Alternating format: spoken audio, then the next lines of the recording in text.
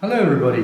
Right, today in our wondrous kitchen, what we're going to do is we're going to cook a little chole, which is, I hope I've pronounced that correctly. Yeah. It's a dish which basically is chickpeas cooked in a sort of tomato and onion sauce, and it's got a lot of nice delicate spicing, and it will show you how to layer things a little bit, so when you eat it you get a nice sort of richness of flavour and everything. This particular recipe has been in Suana's family for hundreds of years, and we did try and get the recipe off them, but the granny was very cagey. She kept it to herself. So last night we crept in while she was asleep. A little bit scary because she sleeps with one eye open to guard her secrets. Anyway, we extracted the little piece of paper from the box where she keeps it, and we crept back in here. Anyway, when we looked at it, this little piece of paper, it was all written in a sort of ancient Sanskrit, and we thought, damn, we're foiled. So, but anyway, luckily, I know a little bit of Sanskrit because I'm a bit of a scholar, right? So, to cut a long story short, I deciphered this little thing, the recipe we thought for the chole. Turns out it was a receipt for a pair of flip-flops she bought in 1972. So, you're back to our version of chole, which is what we're going to show you now. So, anyway, enough of my nonsense. On to the recipe. Now, what we've done, just to cut time on the video, Suana has made a puree of tomato and onion. So there's like 2 chopped tomatoes and 1.5 chopped onions in there. And she's put them in the blender and made a bit of a puree out of them. Now, a little chef's secret that she shared with me today, she thinks, or she knows, that the puree tastes a lot nicer if you partially cook the tomato and the onion first. So she whizzed them around in the pan for a little while till they were soft and hot, and then she pureed them. It just adds an extra little depth to the meal. Now, you don't have to do that if you're in a hurry. Just bump them directly into the blender, whiz them up, and then you got, because you're going to cook anyway later. It's just a little trick she's learned over the years, and she insisted on doing it, so we've gone for it. So I'll hand you over to her now, and she'll show you how to cook this dish of chole. Hello everyone. Okay, let's get started with chole. So I'm using mustard oil to cook this. Right, what you can do, everyone, she's using mustard oil because it does add a little something to the dish. If you can't get it, you can either use normal oil and add a few mustard seeds in there to give it a flavour, or at a push, just add a spoonful of whole grain mustard into your oil as you start, and that will give you a sort of approximation of what we're doing. Okay, next I'm adding a little bit of hing. This is what we call asafoetida. I think hing's the Hindi name, isn't it? Yeah. Yeah, okay. And that's just a small amount, it's quite a strong taste.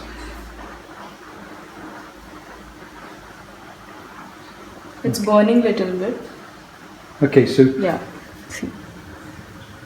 this, I believe, is made from the gum of a tree, Yes. and not particularly pleasant to smell or to taste raw. It's a little bit sulphurous, I think. It smells a bit like eggs or something like that. But once cooked and added with other things, it's a delight.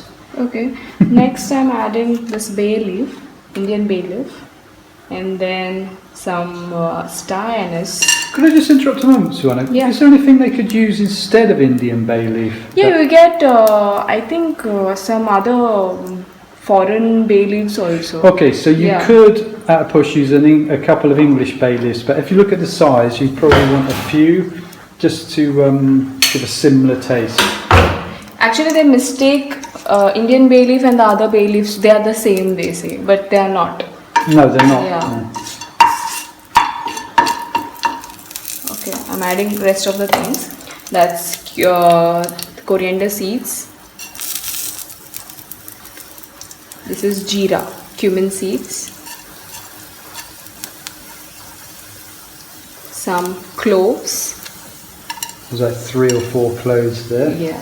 Then I'm not adding this cardamom seeds now because it will get burnt if I do it right now in the oil.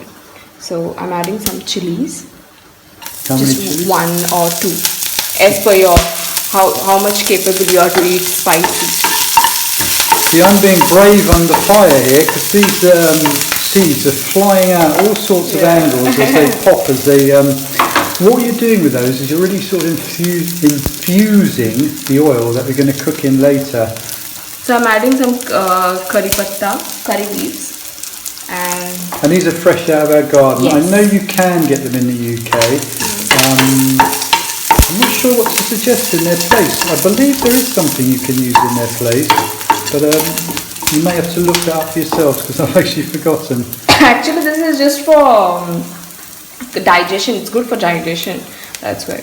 Some garlic, finely chopped, like slices. Then ginger, and I'll save this for how many cloves of garlic would you say? Like 4 to 5. 4 to 5 cloves Yeah. of garlic. How much you put? It doesn't spoil your dish. Also, it tastes very nice. Garlic. Yeah, I've actually heard a lot of people in India say that you can't put too much garlic; it just makes the dish taste better. Which, yeah, I think is probably true. We eat so much now. Yeah, I'm just sauteing it a little bit. And now I'm going to add this tomato puree. This is Savannah's magic tomato puree. Now the magic is shown now, so they can prepare it with themselves. So this is a chickpea water which we have boiled. The same water I'm using because it adds to the flavor. I'm just washing up with the same water, chickpea water, boiled water. You've probably noticed if you watch some of your other videos, Savannah always does stuff like this. She'll wash out all the vessels and doesn't waste anything at all. And I think that's a really good thing to practice doing yourself. I do it now, and I'm actually a bit shocked at how much stuff I used to waste that now I don't waste. So yeah, just a thought. So if you want to add more of this water, or plain water also you can use, or you can make stock. So little bit I'm adding. So basically what Savannah's saying there, some of these things we do, like using veg stock or using the water out of the chickpeas, obviously you can improvise. If you don't have the time or you haven't got any veg stock, blah blah blah, you'll have to just use the best you've got. It's just that all of these little extra bits add another little bit of flavour. So you'll find out for yourself as you cook these things. So now I'm adding some turmeric powder. Like some chole masala, you get ready-made masalas also for chole, but I prefer not to use them because you can make by your own, or why you have to use something else which is ready-made. So that told you lot. Sorry? That told them.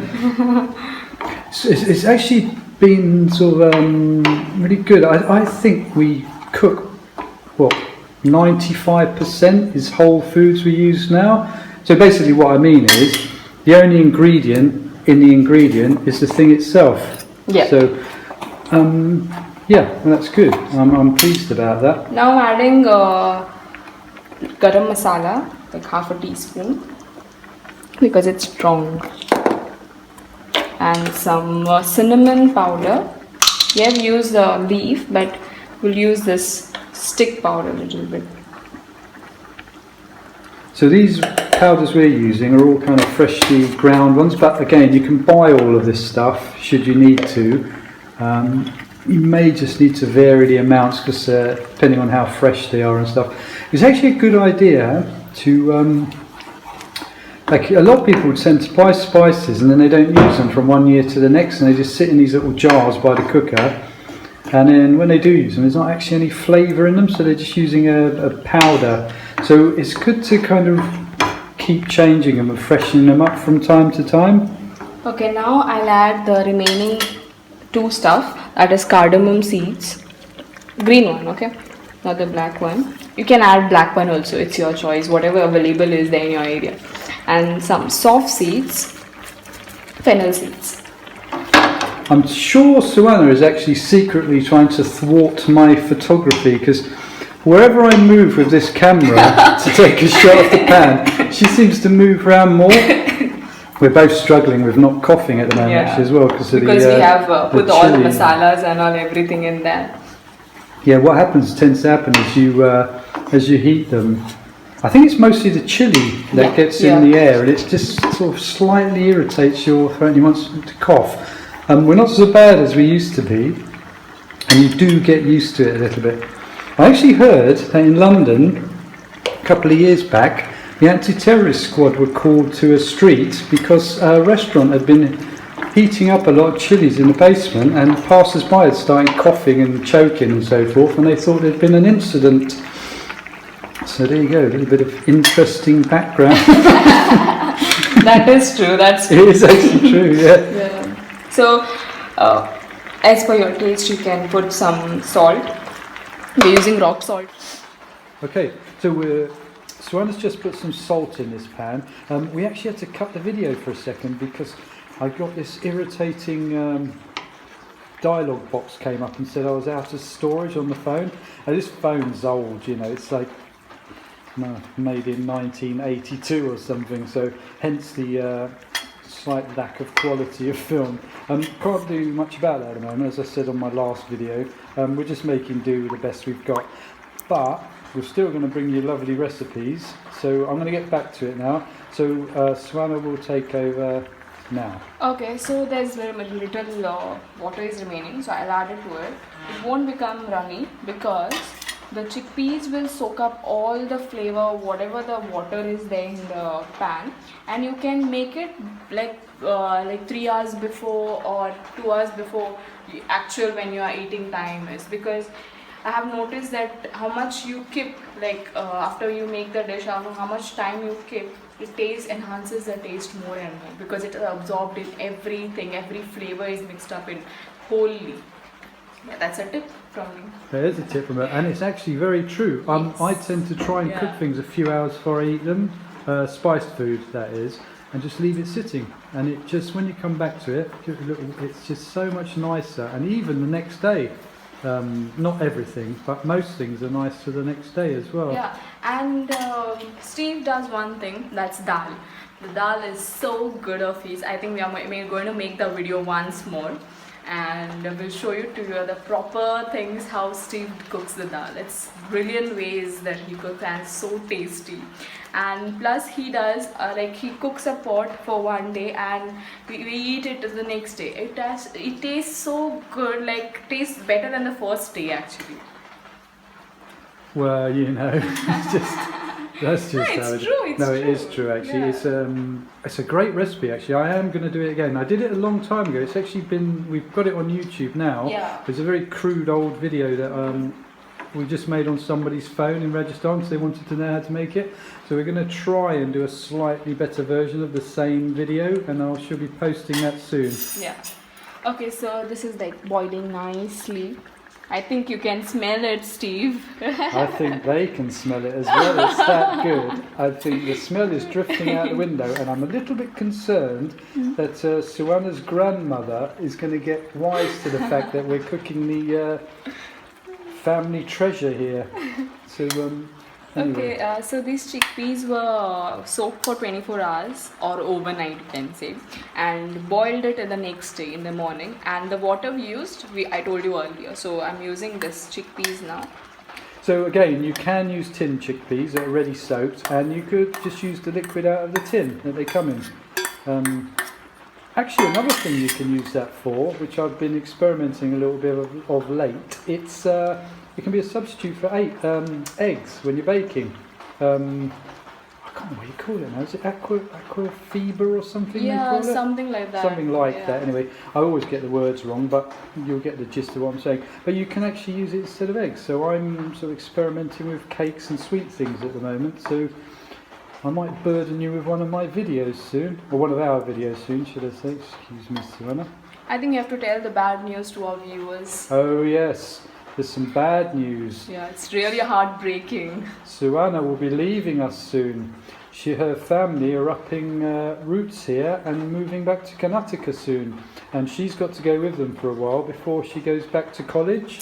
Yeah. And we were still going to post videos, Yes, yes. but we're going to do them at a distance. So we're Yeah. going to be cooking together, but in different kitchens. Yeah, which in is different gonna states, in different different countries states. also it might be. be, well, eventually it will be different countries until we're back here in the Chole kitchen again. Yes. Anyway, that's the sad news for her. I can see the tears in the corner of her eyes, can't you?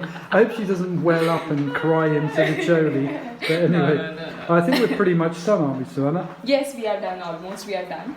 And after this, like, let it boil a little bit more, and then like 5 to 10 minutes, and we'll off the gas, and we'll show you after some hours, because we are not going to have dinner right now.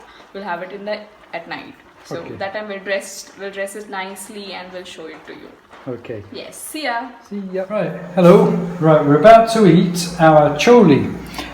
We've put it in here, and we've added a little. What we've done, we've added a little bit of veg paneer, tofu, in there, just to make it a bit more substantial, and because we like it.